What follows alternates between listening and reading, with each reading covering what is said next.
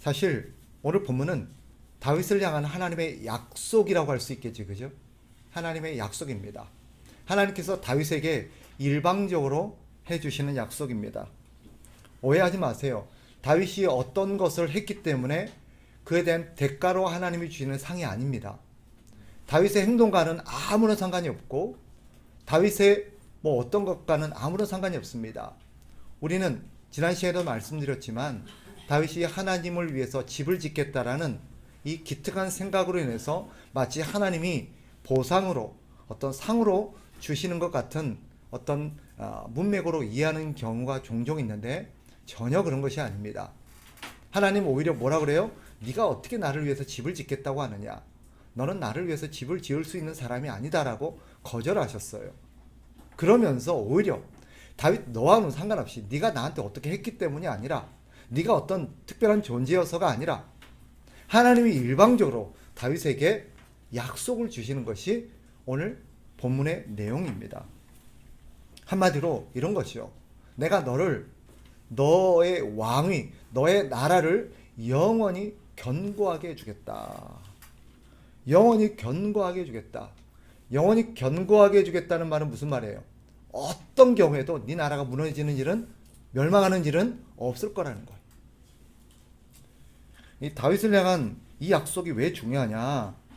이것은 다윗 한 사람을만을 위한 약속이 아니라 사실 지금 우리 시대 우리를 향한 하나님의 약속이기도 하기 때문이에요. 왜냐하면 이 약속은 우리가 아는 것처럼 예수 그리스도를 통해서 이루어질 약속입니다. 거기 보면 12절에 내 몸에서 날 내 씨라는 표현이 있죠. 내 씨. 1차적으로는 솔로몬을 의미한다고 볼 수 있겠지만 궁극적으로 여기서 말하는 내 씨는 예수 그리스도를 의미합니다. 다윗의 자손으로 올 예수 그리스도. 그래서 내 씨에다가 동그라미를 치시고 예수 그리스도라고 적어 놓으시면 좋겠습니다. 즉 예수 그리스도를 통해서 이루실 하나님의 나라에 대한 약속이에요. 이 약속, 이 계획 안에는 누가 포함되어 있어요? 우리가 포함되어 있어요. 하나님은 예수 그리스도를 이 땅에 보내실 것이고 그분을 통해서 하나님께서 하나님의 나라를 이 땅 가운데 세우실 텐데 그 나라의 백성으로 하나님께서 세우실 우리까지 포함된 거예요. 이 계획에는 누구도 지금 포함되어 있어요? 우리까지 포함되어 있는 거예요. 저와 여러분까지 이 계획 안에 이미 포함되어 있는 거예요. 하나님이 계획 세울 때는 우리도 포함되어 있어요. 그래서 이 약속이 중요한 것입니다. 하나님께서 하신 약속이니 그 약속은 틀림없이 이루어질 겁니다. 네, 그것은 안 이루어질 리가 없어요. 그 증거가 뭐예요? 우리예요. 그 약속대로, 그죠? 예수님이 오셨고 그 약속대로 우리가 하나님의 나라의 백성으로, 그죠? 들어가게 된 거예요. 그 약속의 성취의 결과가 우리이기 때문입니다. 그래서 이 약속은 이루어진 것이고 완성될 것입니다. 그런데 이 약속에는 두 가지 의문이 제기될 수 있습니다. 첫째는 뭐냐면 하나님이 다윗에게 약속을 주셨는데 네 나라, 너의 왕위가 영원히 견고할 것이다 라고 약속을 주셨는데 만약에 다윗의 자손이, 다윗의 후손이 하나님을 배신하면 어떻게 되죠? 하나님의 말씀에 불순종하고 하나님을 떠나면 어떻게 되죠? 그럼 이 약속은 취소되는 것입니까? 그래도 이 약속은 지켜지는 것입니까? 네, 물론입니다. 이 약속은 지켜집니다. 아까 너의 왕위가 영원히 견고하게 된다 그러셨죠? 그 영원이라는 말은 아까 제가 어떤 표현을 바꿨냐면 어떤 상황에도, 어떤 경우에도 하나님의 나라는 무너지지 않는다. 다윗을 향한 하나님의 나라는, 하나님의 계획은 무너지지 않는다. 여기에는 뭐까지 포함되어 있는 거예요? 하나님의 백성들, 다윗의 후손들의 배신까지도 포함되어 있는 거예요. 즉 다윗의 후손들이 배신을 하더라도 하나님을 떠나서 하나님의 말씀에 고의로 불순종하고 죄를 범하더라도 하나님은 그들을 버리지 않을 거고 그들을 향한 하나님의 계획은 계속 될 거라는 것입니다. 이게 놀라운 거예요. 하나님은 이미 그의 계획 속에 그들의 불순종과 그들의 범죄까지도 이미 다 포함되어 있었던 거예요. 염두에 뒀던 거예요. 하나님 다 아셨던 거죠. 이런 얘기를 하면 꼭 이렇게 반응하는 사람들이 있습니다. 이것이 우리까지 포함되는 약속이라고 그러면 이제 우리는 좀 죄 좀 지어도 되겠네. 막 살아도 되겠네. 어차피 우리는 하나님께서 버리지 않을 거고 우리가 지옥 갈 일 없으니까 이제 예수 믿고 구원받았으니 막 좀 살아도 죄 좀 짓고 살아도 괜찮겠네. 물론 우리가 죄 짓는다고 하나님 우리를 버리지 않을 겁니다. 우리는 절대 지옥 가지는 않을 겁니다. 그러나 우리는 그렇게 살 수 없습니다. 왜냐하면 하나님께서 우리를 그렇게 살도록 절대 내버려 두지 않으실 것이기 때문입니다. 그래서 하나님이 뭐라 그러세요? 오늘 본문에서 뭐라고 말해요? 14절. 나는 그에게 아버지가 되고 그는 내게 아들이 되리니 그가 만일 죄를 범하면 내가 사람의 매와 인생의 채찍으로 징계하려니와. 어떻게 하시겠다는 거예요? 네, 내가 너를 매를 들어서라도 그렇게 살지 못하게 하시겠다는 거예요. 하나님 우리를 버리진 않을 거예요. 우리가 죄 짓는다고 너를 향한 약속 취소, 내가 아까 했던 말 취소, 넌 안 되겠다, 그러지 않을 거라는 거죠. 하나님은 우리를 향한 계획을 절대 포기하지 않을 겁니다. 그런데 우리가 그걸 알고 우리의 못된 어떤 심성과 본성으로 하나님을 우리가 배신하고 죄를 지으면 그래도 하나님은 우리를 버리지 않을 겁니다. 단 그렇게 살도록 내버려 두질 않으세요. 어떻게 하세요? 매를 드십니다. 그래서 우리를 깨닫게 하시고 다시 하나님의 백성답게 자녀답게 살게 하실 것입니다. 왜? 우리가 하나님의 자녀이기 때문에. 하나님의 뜻은 뭐예요? 우리가 하나님의 자녀로서 거룩하게 사는 것입니다. 또 한 가지 의문이 있습니다. 이것은 뭐와 관련된 거냐면 하나님의 공의와 공평과 관련된 것입니다. 오늘 본문에 뭐라고 말하냐면 15절. 내가 내 앞에서 물러나게 한 사울에게서 내 은총을 빼앗은 것처럼 그에게서 빼앗지는 아니하리라. 14절과 연장해서 본다면 그가 만약 죄를 범하면 즉 사울처럼 죄를 범할지라도 내가 매를 들어서 걔를 징계는 할지 몰라도 사울처럼 그의 어떤 은총을 뺏지는 않을 거다라고 말합니다. 은총을 빼앗는다는 의미가 뭐예요? 왕의 지위를 잃어버리게 되는 것이고 쫓겨나는 거예요. 하나님 앞에 처벌을 받아서 영원토록 하나님 앞에 버림받는 걸 말하는 거예요. 우리가 알듯 하나님은 죄를 범한 사울을 버리셨어요. 그의 은총을 빼앗았어요. 그의 왕위와 그의 가문이 영원히 멸망했어요. 그런데 다윗의 자손에게는 어떻게 하시겠다는 거예요? 그의 자손이 죄를 범할지라도 내가 매를 들어서 혼쭐을 내는 한이 있어도 너의 자손의 영광, 은총을 빼앗지는 않겠다. 왕위를 잃어버리지는 않게 하겠다. 너를 버리지는 않겠다. 라고 말씀하세요. 우리가 알듯 사울이 죄를 지어서 버림받은 것은 당연한 결과입니다. 그런데 다윗의 후손에게는 그렇게 하지 않겠다라는 거죠. 그러면 당연히 제기될 수 있는 문제가 뭐예요? 불공평이에요. 사울이 뭐라 그러겠어요? 이건 부당하지 않습니까? 불공평하지 않습니까? 그러면서 우리는 하나님이 사람을 차별하시나? 는 생각을 할 수 있습니다.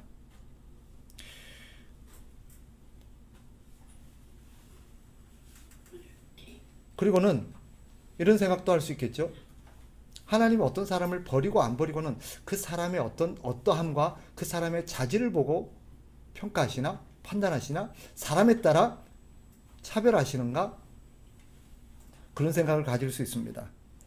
아닙니다. 하나님의 약속은 사람을 차별하지도 편애하지도 않으십니다. 다윗을 향한 약속은 하나님의 뜻과 계획을 이루기 위함이지 다윗 한 사람을 편애해서가 아닙니다. 다윗을 향한 하나님의 약속은 다윗이라는 사람을 만나고 나서 다윗을 향해서 세워진 어떤 맞춤형 계획이 아니에요. 하나님은 다윗을 만나기 전부터, 창세 전부터 갖고 계셨던 계획입니다. 원래 하나님의 계획이었어요. 우리의 구원을 오해하는 가장 본질적인 지점이 바로 이겁니다. 사람들은 하나님을 향해서 어떤 오해를 갖고 있냐면 하나님이 나를 위해서 일하시는 분이라는 오해를 갖고 있습니다. 그래서 사람들이 생각하는 게 뭐예요? 하나님이 이 땅에 오신, 예수님이 이 땅에 오신 이유가 뭐냐라고 물어보면 대부분 뭐라고 생각하냐면 나를 구원하기 위해서. 그럼 나를 구원하신 목적은 뭐냐? 라고 물으면 이 땅에서 건강하고 행복하게 살다가 천국에 데려가기 위해서. 그럼 기도는 왜 해야 되느냐? 나의 필요를 공급받기 위해서. 예배는 왜 하느냐? 하나님의 은혜와 복을 누리게 하기 위해서.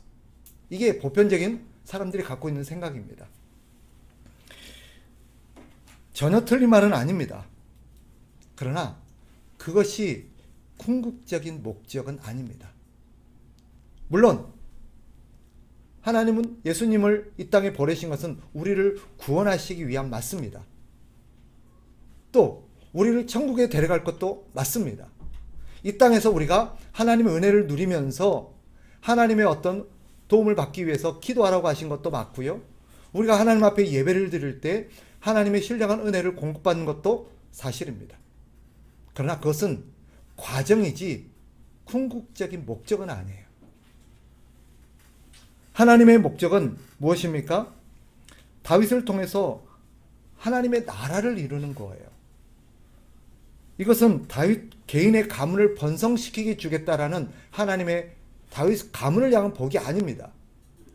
하나님은 예수 그리스도를 통해서 하나님의 나라를 세우실 것을 계획하셨고 그 일을 위해서 다윗을 사용한 것뿐입니다. 하나님이 하나님의 나라를 위해서 누구를 사용하실지는 하나님이 결정하세요. 하나님은 사울은 선택하지 않으셨고 다윗을 선택하신 것뿐입니다. 그러나 결과적으로 다윗이 하나님의 선택을 받았다는 것은 다윗에게 있어서는 무한한 복이지요. 무한한 은혜입니다. 그러나 그것이 다윗을 위한 계획은 아니에요. 우리가 오해하시면 안 돼요. 우리도 마찬가지입니다. 하나님이 하나님의 영원한 계획 속에서 우리를 포함시켜서 하나님의 복을 누리게 하신 것은 우리에게는 너무너무 놀라운 복이에요. 너무너무 놀라운 은혜와 특권입니다. 그러나 그것이 우리를 위한 것만은 아닙니다. 하나님의 나라와 하나님의 계획을 이루기 위함인 거예요. 이것을 위해서 하나님은 아담과 하와를 창조하셨습니다. 이것을 위해서 하나님은 노아의 가정을 건지셨어요. 하나님은 이 계획을 이루기 위해서 아브라함을 불러내셨습니다. 다윗을 선택하셨고요. 또 그 이후에 수많은 하나님의 사람들을 세우시고 부르시고 선택하셔서 예수 그리스도가 이 땅에 오시는 길을 예비하셨습니다. 그것은 하나님의 영원한 계획 속에서 이루어지는 과정들이에요. 그 과정에 누군가가 부름받았다는 것은 놀라운 은혜지요. 그러나 그 누군가가 하나님의 궁극적인 목적이 아닙니다. 우리 역시 그 과정의 일부예요. 교회는 무엇입니까? 교회가 무엇이라고 생각하십니까? 교회는 하나님 나라의 다른 이름이에요. 하나님의 나라의 다른 이름. 그래서 각 지교회는 하나님 나라의 한 지점이라고 볼 수 있습니다. 하나님의 관심은 어느 한 교회에 있는 게 아닙니다. 그 모든 교회를 통해서 이루시는 하나님의 나라가 하나님의 궁극적인 계획이고 목적입니다. 우리 참된 교회는 그 하나님의 전체 나라의 한 부분이고 한 지점이에요. 우리는 한 모퉁이를 담당하고 있는 것입니다. 우리는 참된 교회에 관심 있죠? 참된 교회가 잘 되기를 바랍니다. 참된 교회가 성장하고 우리 참된 교회가 더 어떤 하나님의 복을 많이 누리기를 원해요. 그래서 우리의 바람은 뭐예요? 하나님도 우리 참된 교회에 관심을 가지고 우리 참된 교회를 향한 우리의 바람들을 이루어 주기를 기대합니다. 그게 우리의 바람들이죠. 그러나 하나님의 뜻은 우리 참된 교회만 있는 것은 아닙니다. 우리의 관심은 참된 교회에 쏠려 있을지 모르지만 하나님은 모든 교회에 동일하게 관심을 기울이고 계세요. 이게 우리가 놓쳐서는 안 될 시선이에요. 하나님은 쉽게 말하면 참된 교회만 잘 되기를 바라지 않으세요. 분명한 사실은 하나님 우리 참된 교회가 잘 되기를 바라세요. 잘 된다는 의미는 우리의 어떤 바람과 좀 다를 수 있어요. 그러나 분명한 것은 하나님 우리 참된 교회에 복을 주실 거고 참된 교회가 잘 되기를 바라시고 참된 교회가 하나님의 복을 누리기를 원하세요. 그러나 참된 교회만 그런 건 아니에요. 하나님은 이 지역의 모든 교회가, 이 지상에 있는 모든 교회가 잘 되기를 바라세요. 그러니까 우리는 우리 교회만 잘 되기를 기도할 것이 아니라 이 땅의 모든 교회가 잘 되기를 기도해야 돼요. 우리는 동일한 시대를 살아가면서 동일한 어려움을 경험할 수 있습니다. 어떤 교회는 또 다른 어떤 교회에 비해서 더 큰 어려움을 경험할 수도 있어요. 더 큰 위기를 맛볼 때도 있습니다. 하나님께서 어떤 특정한 교회가 더 큰 어려움을 겪게 하실 때 하나님의 뜻은 뭘까요? 다른 이웃 교회가, 다른 지점에 있는 교회가 그 교회를 돌보고 함께 책임을 지길 원합니다. 그런 점에서 이 땅에 있는 프랜차이저라든지 어떤 지점들 있잖아요. 은행 지점과 같이 우리는 그런 맥락에서 어떤 면에서는 하나님의 나라도 비슷하다라고 생각합니다. 한 지점에서 어려움을 겪고 있으면 어떻게 해요? 본점이나 다른 지점들에서 그죠? 그 지점의 어려움을 함께 돕고 해서 함께 같이 갈 수 있도록 합니다. 물론 현실적인 자기들의 이익을 위해서 어떤 경우에는 그걸 벌릴 수도 있지만 하나님의 나라는 그렇지 않아요. 하나님의 교회는 그렇지 않습니다. 근데 우리는 시야가 너무 좁아요. 마치 이웃 교회와 우리 교회는 별개인 것 같아요. 다른 하나님을 섬기는 것 같아요. 하나님의 나라가의 한 지점이 아니라 저쪽 나라와 우리 나라가 속해 있는 게 다른 것 같은 느낌이 들어요. 그래서 무관심해요. 심지어는 어때요? 적대적으로 생각해요. 저기가 망해야 우리가 잘 된다. 이렇게 생각하는 사람들도 있어요. 이거는 하나님 보시기에 너무 터무니없고 너무 빗나간 생각들입니다. 참된 교회는 하나님께서 이 땅에 세우시는 하나님의 나라의 한 부분입니다. 하나님은 이 땅에 하나님의 나라를 세우시는데 교회를 통해서 세우세요. 그러니까 모든 교회가 합력하여서 그 일을 함께 이루기를 원하십니다. 그래서 저는 확신하는데 하나님의 뜻은 모든 교회가 같이 의논하고 같이 힘을 기울이고 같이 돕고 같이 협력하기를 바라실 겁니다. 한 교회에서 좀 여유가 있으면 부족한 교회를 돕기를 원하실 거예요. 한 교회가 힘이 있으면 다른 힘이 없는 연약한 교회를 돕기를 원하실 거고 한 교회에서 어려움을 겪고 있으면 이 교회가 나서서 돕기를 바라실 거예요. 우리도 생각이 그러냐는 거예요. 우리도 생각이 그러냐는 거예요. 이웃교회에서 문 닫고 있고 이웃교회가 무너져가고 있는데 관심이 없어요. 그저 우리 교회만 신경을 써요. 이거는 하나님이 원하시는 교회 모습이 아닙니다.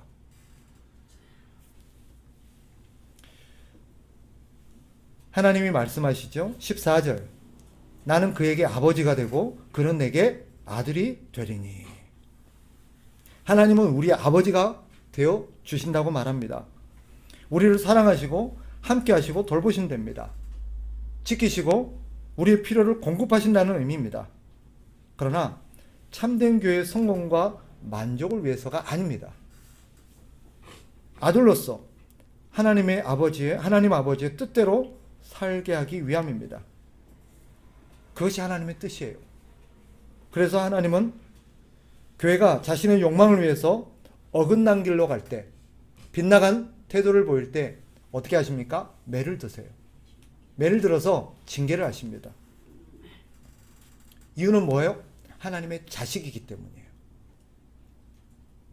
히브리서 기자는 이렇게 말하죠. 징계는 다 받는 것이거늘 너에게 없으면 사생자여 친아들이 아니니라. 교회가 어긋나가고 있고 신자가 잘못된 길로 가고 있는데 하나님이 매를 안 드신다? 사실 그 교회는 하나님의 교회가 아닐 수 있어요. 네. 그러니까 여러분, 잘못 살고 있고 잘못 가고 있는데 잘 되는 것 부러워하지 마세요. 저도 제일 속상하고 마음 이렇게 이해가 안 됐던 게 왜 이단 교회들 있잖아요. 교회라고 간판은 붙여 있지만 이단이고 사실은 그들은 거짓된 교회인데 왜 저렇게 잘 되고 왜 이렇게 사람들이 모이고 왜 저렇게 저기는 막 흥황하고 막 그럴까? 그런 생각이 들 때가 있어요. 그죠? 이유는 뭐예요? 잘못 가고 있는데 하나님이 그를 내버려 두시는 거예요. 왜? 하나님의 아들이 아니니까. 하나님의 공동체가 아니니까. 그걸 부러워하시면 안 돼요. 도둑질하고 나쁜 짓하고 살아가고 있는데 그 사람이 잘 된다? 막 부러워하면 돼요? 아니에요. 그건 무서운 거예요. 하나님 그를 버리셨기 때문이에요. 그러니 교회의 바른 자세는 무엇이겠습니까? 하나님은 우리 교회만을 위해서 일하시는 분이 아니라는 걸 기억해야 돼요. 물론 하나님은 우리 교회를 사랑하시고 우리 교회를 지키시고 돌보십니다. 그러나 하나님 나라를 위한 계획의 어떤 일부로서지 우리 교회만을 위해서 하나님이 일하시는 것은 아닙니다. 하나님의 뜻과 바람은 무엇입니까? 하나님의 뜻, 하나님의 나라가 이 땅 가운데 이루어지는 것입니다. 그것을 위해서 교회가 이 땅에 존재하는 것이고 그것을 품고 아버지의 뜻을 위해서 교회가 일하기를 원하세요. 신자 개인도 마찬가지입니다. 다시 이렇게 질문한다면 하나님이 나를 예수님을 이 땅에 왜 보내셨느냐? 우리를 구원해서 자녀 삼기 위함입니다. 그 다음은 그럼 왜 우리를 자녀 삼고 우리를 구원하시느냐? 하나님의 자녀로서 하나님을 섬기며 살아가게 하기 위함입니다. 하나님의 자녀 삼고 하나님의 복을 누리는 것이 궁극적인 목적은 아니에요. 그것은 과정이지. 우리를 하나님의 자녀로 삼는 것은 하나님의 자녀답게 하나님을 섬기며 살게 하기 위함입니다. 구원의 목적은 그래서 내가 아니에요. 하나님이지. 하나님을 위해서 나를 구원했어요. 하나님을 위해서 나를 자녀 삼았어요. 오늘도 하나님의 은혜가 우리 가운데 부어질 겁니다. 내일도 그럴 거고요. 그것은 우리를 위해서가 아니에요. 왜 하나님 우리에게 은혜 주실까요? 하나님을 위해서 주십니다. 하나님을 위해서 살라고. 오늘도 하나님 우리에게 필요한 건강도 주시고요. 물질도 주시고요. 재능도 주십니다. 기회도 주실 거예요. 만약에 누군가가 기도했는데 하나님이 우리에게 좋은 어떤 일자리를 허락하셨어요. 나 잘 먹고 잘 살라고 그런 좋은 일자리 준 거 아니에요. 하나님을 위해서 살라고 주신 것입니다. 하나님을 위해서 기도하고 우리가 열심히 공부했는데 좋은 대학 보내주셨어요. 좋은 대학 가서 유명해져서 혼자 잘 먹고 잘 살란 거 아니에요. 하나님 우리에게 재능을 주셨어요. 그 재능 가지고 너 유명해져서 너 혼자 잘 먹고 잘 살라고 주신 것 아닙니다. 하나님을 위해서 주셨어요. 하나님을 위해서 써야지요. 하나님을 위해서 살아야지요. 그게 우리를 자녀 삼으신 하나님의 목적입니다. 14절 나는 그에게 아버지가 되고 그는 내게 아들이 되리니. 이 안에는요 참 많은 의미를 내포하고 있습니다. 하나님은 우리 아버지가 되신다 그러죠. 그래서 하나님 우리를 돌보시는 거예요. 그러나 그 목적은 우리를 하나님의 아들답게 살게 하기 위함이라는 것을 놓쳐서는 안 됩니다. 그래서 우리가 아들이기 때문에 우리가 하나님 말씀대로 살지 않고 하나님이 주신 것, 우리는 부패한 생각과 빗나간 욕심으로 인해서 하나님이 좋은 걸 주시면 자꾸 그 좋은 걸 우리를 왜 쓰려고 그래요. 하나님 우리에게 넉넉하게 주시면 자꾸 우리만을 위해서 쌓아놓고 엉뚱한 데 쓰려고 그래요. 하나님 우리에게 재능을 주시면 그 재능을 갖고 자꾸 나쁜 쪽으로 쓰려고 그래요. 그러면 하나님은 어떻게 하세요? 매를 드십니다. 매를 드세요. 근데 그 매를 뭐라고 표현하냐면 이렇게 표현하고 있죠. 사람의 매와 인생의 채찍이라고 표현하죠. 그죠? 무슨 뜻일까요? 사람의 매와 인생의 채찍. 이것은 사람을 통해서 우리를 매질한다는 거예요. 하나님께서 우리 역사를 보듯 이스라엘 백성들을 혼쭐 내시고 징계할 때 누구를 통해서요? 이웃 나라 사람들을 통해서 하지. 우리 역시 마찬가지입니다. 우리가 하나님의 말씀대로 살지 않고 하나님의 자녀답게 살라고 우리를 자녀 삼으시고 우리에게 은혜를 베풀어 주셨는데 그걸 가지고 우리가 제대로 살지 않으면 어떻게 해요? 우리 주변에 있는 사람들을 통해서 우리가 고난을 당하게 해요. 징계를 받게 해요.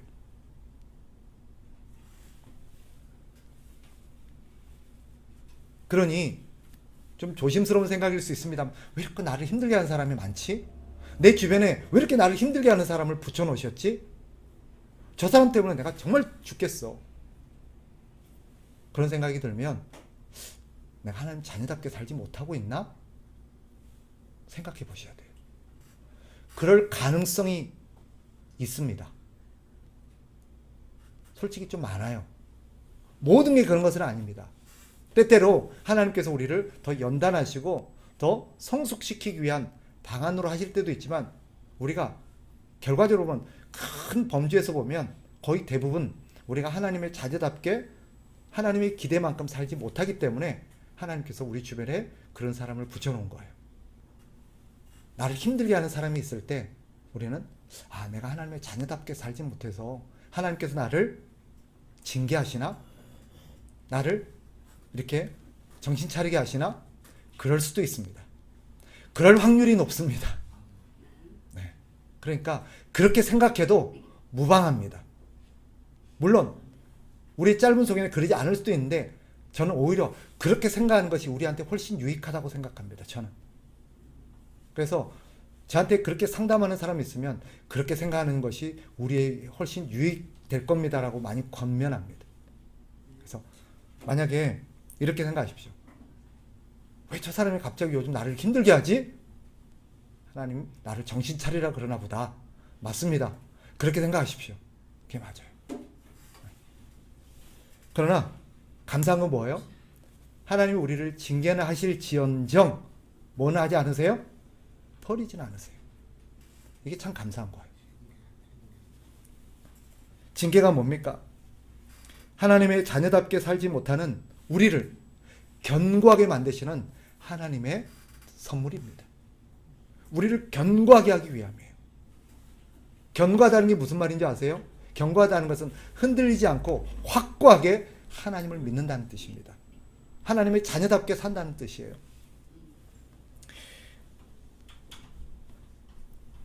우리가 앞서 말씀드린 것처럼 다윗이 사울과 달리 선하고 착하게 살아서 하나님이 다윗을 선택했다거나 다윗에게 복을 주신 것이 아닙니다. 우리가 알듯 다윗도 아주 나쁜 짓을 많이 했습니다. 우리아의 아내, 자기의 부하의 아내인 우리아의 아내 바세바와 간음을 저질렀고 그것이 들통날까봐 충신인 우리아를 교살했습니다. 그것뿐만 아니지요. 나중에 자신의 업적을 과시하고자 하나님이 금하신 인구조사를 실시시켜서 이 다윗 때문에 무려 백성들 3만 명이나 죽임을 당하는 그런 끔찍한 잘못도 저질렀습니다. 그럼에도 하나님께서 다윗을 책망할 지언정 은총을 거두시지는 않으셨습니다. 그것은 무엇 때문일까요? 다윗의 어떠함 때문이 아니라 하나님의 자비로운 약속 때문입니다. 하나님의 약속이 다윗을 살게 한 거예요. 마찬가지입니다. 오늘 우리가 지금까지 살면서 얼마나 하나님의 속을 썩였습니까? 얼마나 우리나 자녀답게 살지 못했습니까? 얼마나 하나님을 실망시키고 하나님을 배신했으며 결정적인 순간에 하나님을 부끄럽게 했습니까? 근데도 하나님 우리를 포기하지 아니하시고 버리지 아니하신 것 이유는 하나입니다.